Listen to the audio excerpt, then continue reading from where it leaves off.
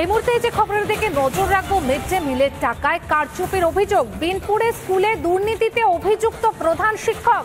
প্রায় ৭০ লক্ষ টাকা দুর্নীতির অভিযোগ প্রধান শিক্ষকের বিরুদ্ধে। স্কুলের বেহাল দশা, দীর্ঘদিন ধরে কোনো সংস্কার হয়নি স্কুলে, সেই অবস্থায় পড়ে রয়েছে স্কুল।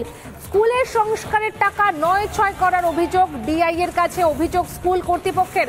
প্রধান শিক্ষকের বিরুদ্ধে সরব শিক্ষকরা।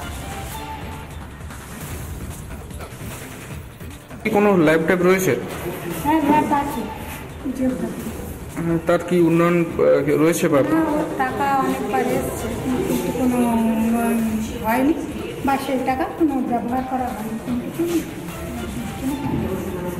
যত সমস্ত টাকা অ্যাডমিশন ফি দিল সেগুলো সমস্ত টাকা পয়সা মানে স্কুল অ্যাকাউন্টে না ঢুকে ওনাদের নিজেদের অ্যাকাউন্টে সেগুলো কোনো মানে কারেন্টের কোনো ওয়ারিং নেই, পাখাগুলো ঠিক মতন মাস্টারমশাইদের মাথার উপর কোনো পাখাগুলো চলে না, আর জলের ব্যবস্থাও ভালো নেই, ম্যাডামদের স্যারেদের শৌচালয়টাও ভালো নেই। স্কুল অ্যাকাউন্টে কোনো ওগুলো যখন সব নিজের অ্যাকাউন্টে করে বলে আপনাদের কোনো অধিকার নেই। বিভিন্ন উপায়ে উনি নিজের এখানে মানে সরকারিভাবে যে প্রকল্পগুলোর বিভিন্ন টাকা এসছে সেগুলো নিজের অ্যাকাউন্টে আত্মসাৎ করেছেন।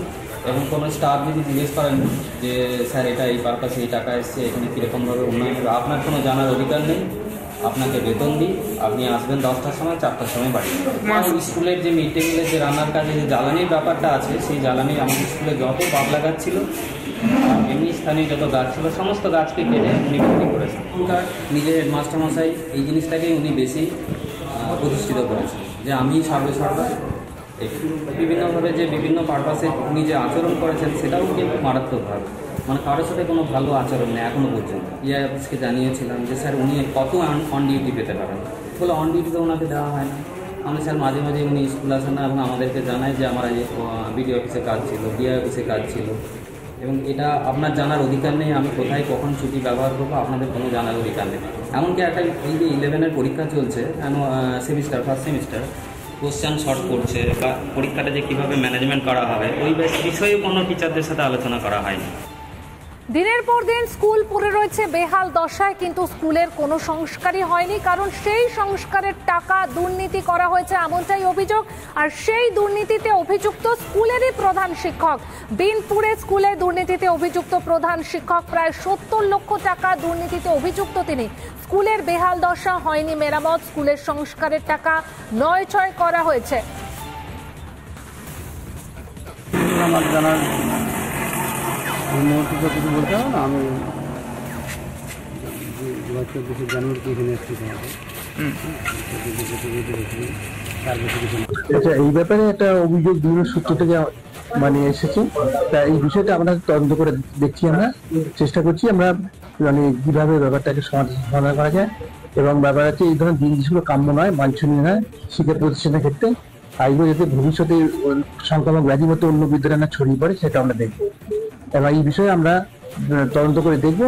দেখে আমরা পর্ষদ, মধ্যশিক্ষা পর্ষদ এবং হচ্ছে আমার খাওয়া করে কিন্তু কিছু কিছু ক্ষেত্রে অন্যান্য ক্লাসকে খাওয়ানোর জন্য হয়তো সেখানে কিছু হয়তো একটু বেশি একটা চলে যায়, কিন্তু আমাদের যা 5 থেকে 8 পর্যন্ত যা হিসাব আছে তার মধ্যেই প্রায় আমার কাছে এটা তো কতটা সত্য সেটা, কারণ কিছুটা হয়তো এগুলো এতটা হয়তো হয় না, মানে কিছু আর মিড ডে মিলে যে টাকা যাতে চলে না বলে কিছু একটু একটু মানে বেশি করেই পাঠাতে হয়, কারণ এখানে অনেক মানে 90-70 ছাত্রছাত্রীরা বা অনেক মাস্টারমশাইরা মাঝে মধ্যে বা আমিও মাঝে মধ্যে টেস্ট করি যার জন্য আর মিড ডে মিলে সহায়কের মহিলা করে এই জন্য একটু বেশি পাঠানো হয়। কিন্তু মিড ডে মিলে তো এখন মিড ডে মিলের স্বার্থেই ব্যয় করা হয়, সেটা তো আমি বলতে পারবো। এবং সেটা যদি দেওয়া সেটা জমা পড়ে থাকে তাহলে ডিপার্টমেন্টের ব্যাপারে সেটা তারাই দেখবেন, কারণ কতটা কি এসছে সেখানে আমার অডিট হয়েছে, অডিট রিপোর্টও আছে, সেখানে তারা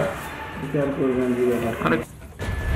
একজন বাড়ির লোক ফিমেল পিজিটিদের গায়ে হাত দিচ্ছে, রেপ থ্রেট দিচ্ছে এই বলে যে আমরা আরেকটা আরজিকর করে দেবো। এবার সেই রেস্টরুমে ঢুকে গেল, প্রশাসন কিন্তু পুরোপুরি ব্যর্থ হয়েছে। সিসিটিভি সিকিউরিটি থাকা সত্ত্বেও কিন্তু একদম পুলিশের সামনেও কিন্তু এই ঘটনাটা ঘটে গেল। এটাই তো প্রমাণ যে যতই অ্যাসিওর করা হোক না কেন, ব্যবস্থাপনা কিন্তু একদমই ঠিক হয়নি। সরকারের তরফ থেকে অগ্রণী ভূমিকা নেওয়া হয়নি। এই সাগর দত্ত হসপিটালে বেশ কিছু জুনিয়র চিকিৎসক তারা অবস্থানে বসে আছে।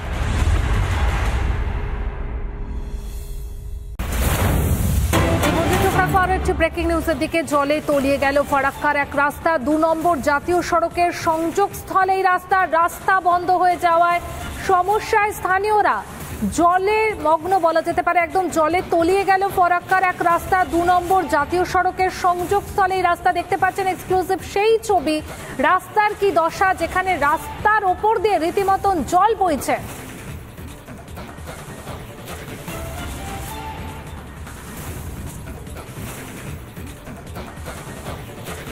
তো 25 বছর ধরে কোনো সলিউশনই হচ্ছে না। সার্ভে আসলে ঘুরে চলে গেল, আবার এই 2 মানুষকে বুঝিয়ে দিল, সান্ত্বনা দিয়ে আবার ঘুরে চলে গেল। মানে সমাধান হচ্ছে না, কোনো সমস্যা সমাধান হচ্ছে না। মানে রাস্তা, স্কুলের ছাত্র মানুষ, কত বিভিন্ন ধরনের লোক আছে এখানে বিপদে পড়ছে রাস্তার জন্য। মানে কতটা অসুবিধা হয় রাস্তায় যেতে? অনেক অসুবিধা হচ্ছে। বাইরে কোনো কুটুম্ব আসছেই না রাস্তার জন্য। আরও স্কুলের ছাত্র কাদার মধ্যে পড়ে যাচ্ছে, ড্রেস পোশাক আবার বাড়ি চলে যাচ্ছে। পরীক্ষা হলে যাচ্ছে, কাদা পিনেই পরীক্ষা দিচ্ছে। কোনো ডেলিভারি পেশেন্ট যদি আসে তো এত অসুবিধা হচ্ছে, মানে বাঁচাচ্ছে না বাঁচাই ভালো হয়। এই মুহূর্তে আমি একটু ব্রেকিং নিউজের দিকে নজর রাখবো। আইএনটিটিইউসি এর সভায় শতাব্দী রায়, আর সেই সভা থেকে নিজের দলের কর্মীদেরকে নিশানা করলেন সংগঠনের সদস্যদেরই নিশানা তৃণমূল সাংসদের। ইউনিয়ন মানে কাজ বন্ধ নয়, ইউনিয়ন মানে বাধা তৈরি করা নয়। সভা থেকে নিজের দলের কর্মীদের নিশানা। সবসময় বিশ্বাস করি যে কোনো লড়াই ব্যক্তি স্বার্থের জন্য নয়, যে কোনো লড়াই সমস্ত মানুষের স্বার্থে হওয়া প্রয়োজন। এবং এই যে ইউনিয়নের সিস্টেম, বহু সময় আমরা দেখি ইউনিয়ন তাদের ক্ষমতাকে খারাপভাবে ব্যবহার করে। আশা করব বীরভূমের ক্ষেত্রে সেটা হবে না।